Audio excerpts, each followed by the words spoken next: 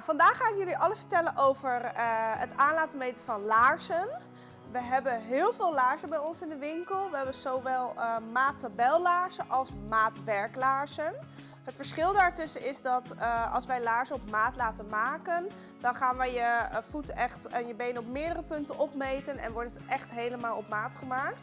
Maar je hebt ook heel veel Maattabel laarzen. Je hebt zowel voor de springruiter heb je heel veel laarzen, maar je hebt ook voor de dressuurreuzen heel veel laarzen. En vandaag ga ik jullie alles laten zien hoe we deze laarzen gaan aanmeten en hoe een laars wel moet zitten en hoe een laars niet moet zitten.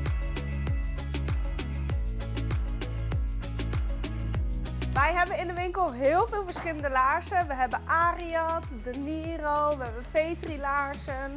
En het verschilt qua prijs ook echt superveel. Je kan gaan voor een laars van rond de 100 euro, maar je kan het ook zo gek maken natuurlijk als dat je wil. Hier hebben we ook wat meer budget rijlaarzen staan.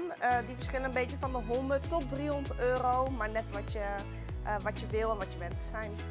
Voor het aanmeten van laarzen is het belangrijk om een rijbroek aan te doen, paardrijsokken waar je normaal gesproken ook mee rijdt. En het is ook belangrijk, ben je springruiter of ben je dressuurruiter voor het aanmeten van je laarzen. Het is belangrijk dat je op schouderbreedte gaat staan. Ja, perfect. We meten altijd het dikste punt van de kuit op, zodat we zeker weten dat hij daar altijd goed passend zit.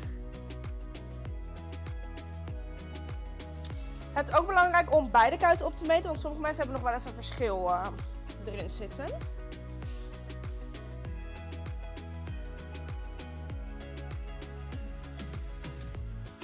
Daarna gaan we de hoogte opmeten. Mag je iets inknikken met je knie. En dan zoek je naar het kuiltje. Dan ga je weer omhoog.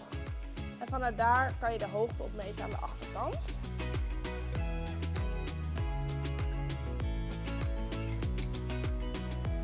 Voor Maattabel laarzen meten we de kuitmaat op, de hoogte en de voetmaat. Kom jij echt voor maatwerk laarzen, dan meten wij dit natuurlijk veel uitgebreider op. We hebben bij Sophie nu de Niro laarzen aangedaan. Het is belangrijk om te weten dat met een leren rijlaars de laars altijd nog iets gaat inzakken en gaat uitlopen.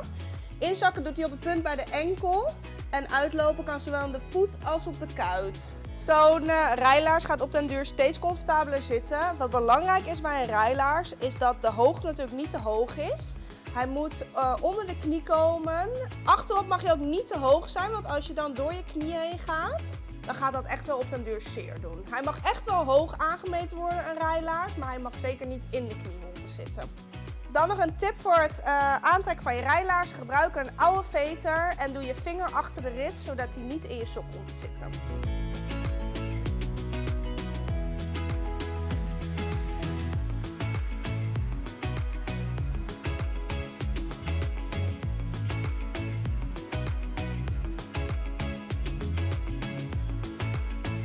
Nou, we hebben nu even een rijlaars aangetrokken die eigenlijk veel te ruim is, zodat we even goed kunnen laten zien wat het verschil nou eigenlijk is.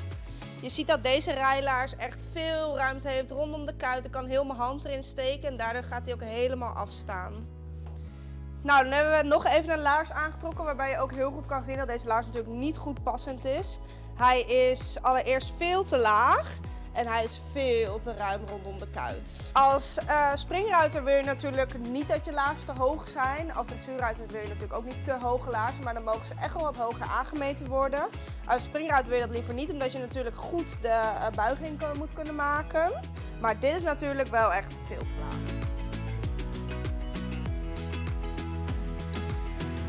Nou, nu hebben we een beetje grofweg laten zien hoe het is om een laars te laten aanmeten hier in de winkel. Dit is natuurlijk nog geen maatwerklaars. Als jij een maatwerklaars wil, dan komt er natuurlijk veel meer bij kijken, maar dat zou ik nog uitleggen in een andere video. Wil jij nou goede passende laars hebben, kom dan zeker bij ons een kijkje nemen in de winkel, want we hebben heel erg veel.